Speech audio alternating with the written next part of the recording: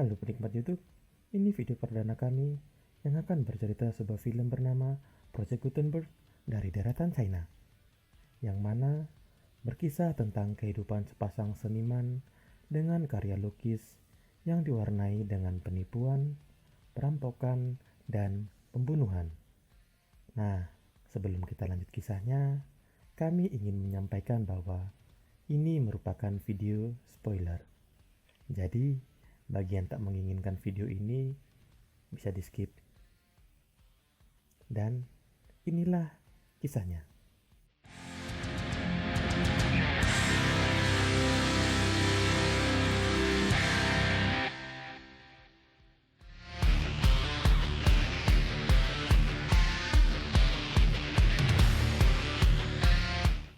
Awal film dimulai, terlihat sosok sedang menggambar di dalam sel tahanan dengan alat gambar seadanya.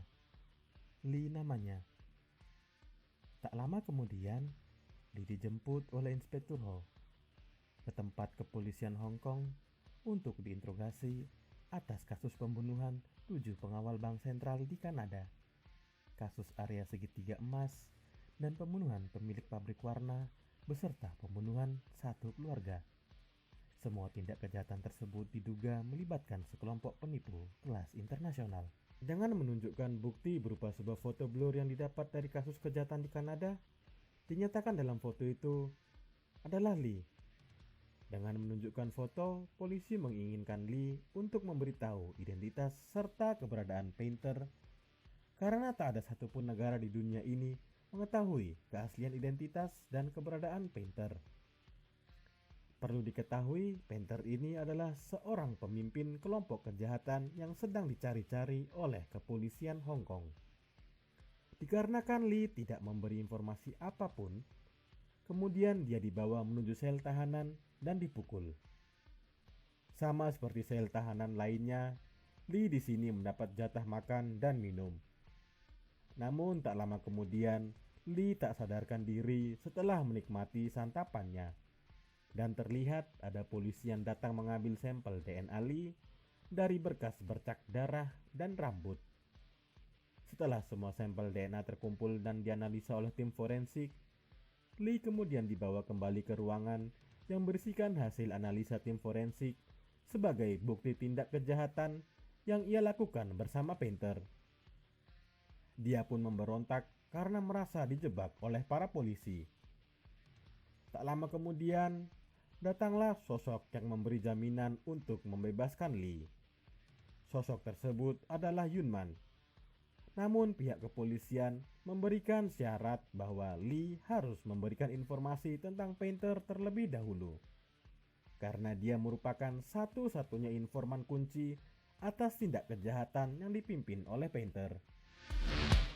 Setelah dilakukan perundingan antara Yunman dan pihak kepolisian, Lee pun memberikan informasi tentang Painter. Meskipun dia harus dibujuk terlebih dahulu agar mau memberikan informasi tentang Painter. Dalam ruangan, Lee ditemani oleh Inspektur Ho dan Yunman. Dan di saat inilah Lee memberikan informasi tentang Painter. Dimulai dari awal pertama, dia bertemu dengan Yunman, yang mana mereka merupakan pasangan seniman dan hidup sebagai seorang seniman dengan menjual karya seninya berupa lukisan untuk mencukupi hidup.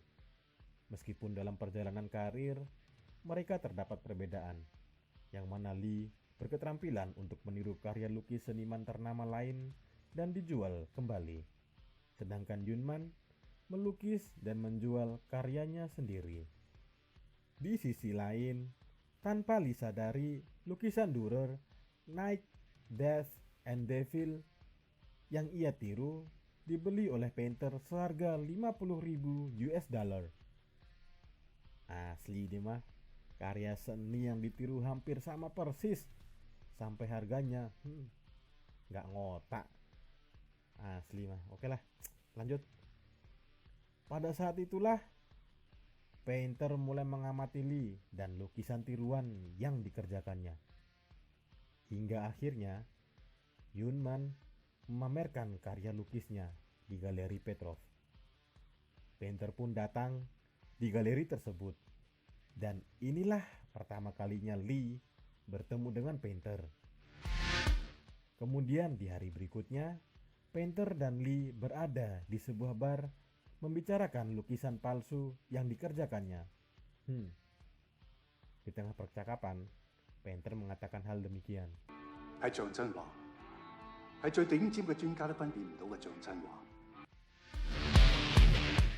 Dan sebelum obrolan mereka selesai, Painter memberikan sebuah kartu, entah kartu ATM atau apalah, kurang tahu juga itu kartu apaan. Oke. Cukup. Lanjut. Setelah pertemuan Painter dan Lee dan Yunman pun berpisah. Yunman menuju Amerika, sedangkan Lee ikut bergabung bersama Painter dan kelompoknya. Namun anehnya, awal pertemuan Lee dan Painter di bar, Painter tidak memberitahu Lee bahwa yang mereka kerjakan adalah mencetak uang palsu. Setelah Painter meminta Lee untuk memalsukan uang kertas pecahan 100 US dollar, Lee pun terkejut dan sontak menolak, dikarenakan dia takut akan terjadi masalah di kemudian hari.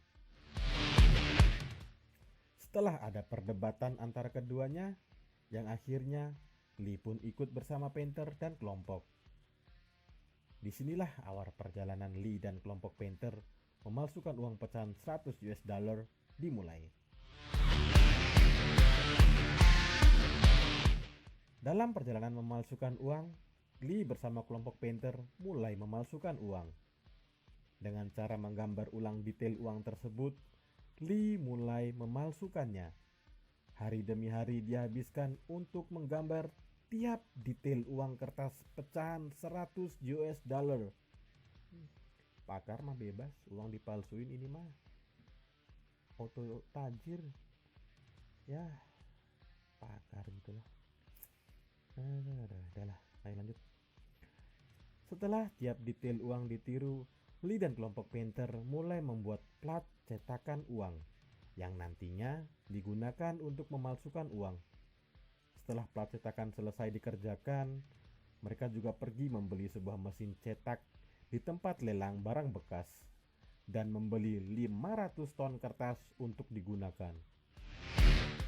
Setelah detail uang sudah jadi, plat pun sudah jadi, kertas beserta mesin cetak sudah siap digunakan, namun masih ada hal yang kurang, yaitu tinta khusus yang digunakan untuk mencetak uang. Bentar, sebelum lanjut ngopi dulu, haus.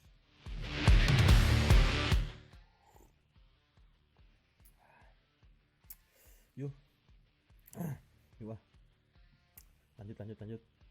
Nah, lanjut kok batuk ya. Nah, disinilah kasus pembunuhan yang dilakukan Lee dan kelompok Painter dimulai. Lee yang tidak bisa menggunakan senjata api hanya bisa berdiri ketakutan dan bergetaran. Bukan bergetaran sih, bergemetar saat kelompok Painter melakukan aksinya dengan merampok mobil bank sentral yang membawa muatan tinta khusus serta membunuh petugas dan para polisi. Dan gak lupa dong, mobilnya harus diladakin biar seru. Ngopi lagi ya.